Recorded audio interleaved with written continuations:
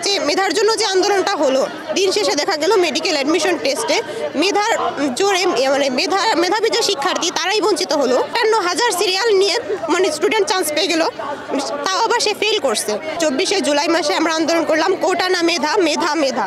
কিন্তু এই মেধার জন্য যে আন্দোলনটা হলো, দিন শেষে দেখা গেল মেডিকেল অ্যাডমিশন টেস্টে মেধার জোরে মানে মেধাবী যে শিক্ষার্থী তারাই বঞ্চিত হলো, মানে কোটাধারী শিক্ষার্থীরাই চান্স পেয়ে গেল। কোটাধারী শিক্ষার্থী যারা ৫,৩৮০ যে মানে ৫,৩৮০টা সিট মেডিকেলে, ওই সিরিয়ালের বাইরে ৫৮,০০০ সিরিয়াল নিয়ে মানে স্টুডেন্ট চান্স পেয়ে গেল, তাও আবার সে ফেল করছে। সে ৩৭ পেয়ে ফেল করে মেডিকেলে চান্স পেয়ে গেল। এইটা তো আমাদের মানে ঠিকই হলো না। আমরা যে আন্দোলন করলাম ওই আন্দোলনে তো কোনো লাভই হলো না।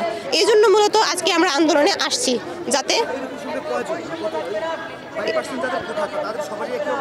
তাদের সবার একই অবস্থা যে তা না, কিন্তু ঢাকা মেডিকেলে যারা চান্স পেয়েছে ১৩ জন ঢাকা মেডিকেলে চান্স পেল, ওরাও হচ্ছে কাটমার্কের নিচে নাম্বার।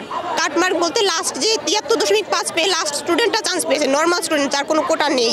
আর কোটাধারী স্টুডেন্ট ৭১, ৭২ এরকম পেয়ে ঢাকা মেডিকেলে চান্স পেয়ে গেছে। এটা কিভাবে হয়? ঢাকা মেডিকেলে যেখানে কাটমার্ক ৮৪, ৮৩ এরকম হয়, সেখানে স্টুডেন্ট কিভাবে চান্স পায়?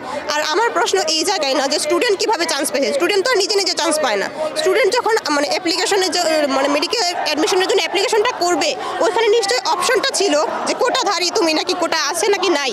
ওইখানে কেন অপশনটা রাখা হলো যে কোটা মানে ইয়েস ওর নো অপশনটা কেন রাখা হলো?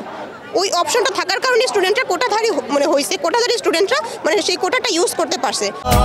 এখন এমনই ফুরফুরে মনে থাকবে সবাই। বসুন্ধরা টয়লেট্রিজ, ফুরফুরে মন সারাক্ষণ। কিন্তু আমরা তো চাইছিলাম কোটা সংস্কার, এবং ইভেন আমাদের বলা হয়েছিল যে শুধু মুক্তিযোদ্ধার সন্তানরা এই কোটাটা পাবে। কিন্তু মুক্তিযোদ্ধার সন্তানরা তো এই যে মেডিকেল অ্যাডমিশন টেস্ট যারা দেয় তাদের তো ১৮ বছর, মুক্তিযোদ্ধার সন্তান ১৮ বছর বয়সে তো কেউ থাকবে না। কেন এটা মানে এটা হলো কোটাধারী কেন হলো?